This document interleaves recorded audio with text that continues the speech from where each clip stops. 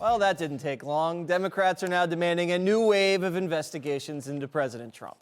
It comes after senior DOJ officials overruled a sentencing recommendation to send Roger Stone to jail for up to 9 years. 4 of the prosecutors on the case quit in protest, and Democrats claim Trump interfered by tweeting about it. But the Justice Department says the decision was made before Trump took to Twitter, and the mainstream media, of course, is losing it. This is what a banana republic does. This is what a dictator does. If you're related to Trump or you're a friend of Trump, go out and rob a bank because he's got you covered. It's preposterous to think that the president's own public statements had no impact. I've never seen it happen in my entire career. Would Donald Trump not do whatever he could do if he could get away with it? Seriously, if he could arrest every journalist he didn't like, do you think he would arrest us tomorrow? If you say he wouldn't, you're just lying to yourself. President Trump's fired up and he's hitting back.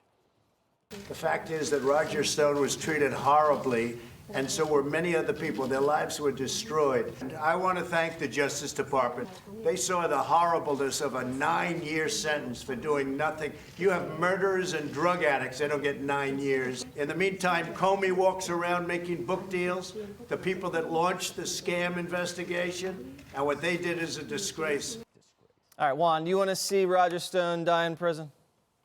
Oh, what? 9 years is the death sentence for someone like that. Oh, is that right? Yeah, he's like 70 years old. I don't know that. I mean, A year would be for me. Yeah, you wouldn't last a week, Greg. Yeah. I might enjoy it. You never know. but You couldn't take. I wouldn't have to go anywhere. There's no red wine there. No red wine. Yeah. wait a second. And they have ribs?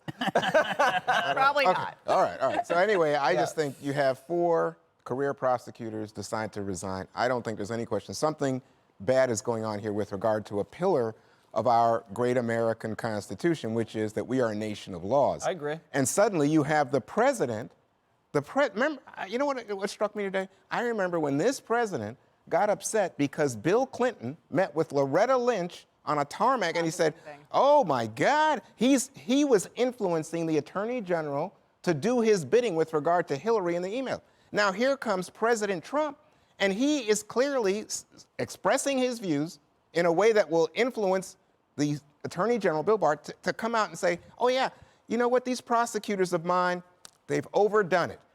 But Jesse, that's corruption. Okay, this is unbelievable. So the president can't express his views on Twitter. I guess that's another impeachable offense. Wow. Katie. Well, I made some phone calls today to try and clarify what's going on at the Justice Department and how this whole thing went down, because the timeline here is very important. So the DOJ was in contact with the new U.S. Attorney, Tim Shea, for a week about this understanding that the prosecutors would go to the judge and say, we are going to recommend less than 7 to 9 years. 7 to 9 is too harsh, but we're not going to say a number.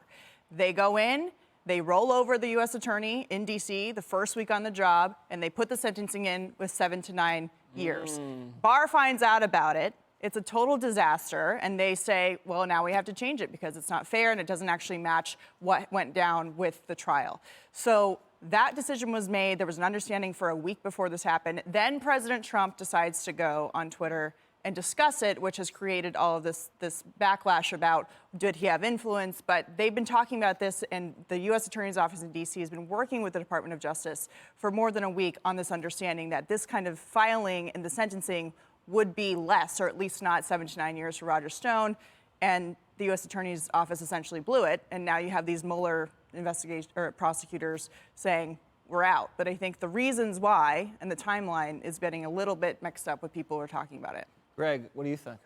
I am no longer going to give the media or the Democrats any advice. I'm no longer going to tell them the smart thing to do, because I did that with obstruction and collusion and Kavanaugh and impeachment. They ignore it. So I'm going to say to the media, I'm going to say to Morning Joe and CNN, chase this story. Go for it. Have at it. This is what's going to win American minds. You getting some guy to die in jail. It's ironic that Trump is getting people out of prison, and all the Dems want to do is keep throwing people back in. But it's like, this is all due to that defective filter they have. And they keep seeing The View. You watch The View. You just saw that clip. They're in a constant state of pain. And Morning Joe is in an endless hissy fit. Every morning he wakes up, he's in a hissy fit because their filter is defective, and they keep seeing these things as it's the end of the world. You miss the big stories. Epstein, right? They miss Epstein. They miss Smollett. They know they're ignoring fentanyl, all these stories. But this is it. So I'm saying this is going to win the Pulitzer. You guys got to chase this story. Let's get Roger Stone in jail for life. That's great. Go for it. Yeah, rapists, I believe, spend an average 4 years in prison. And this guy, what?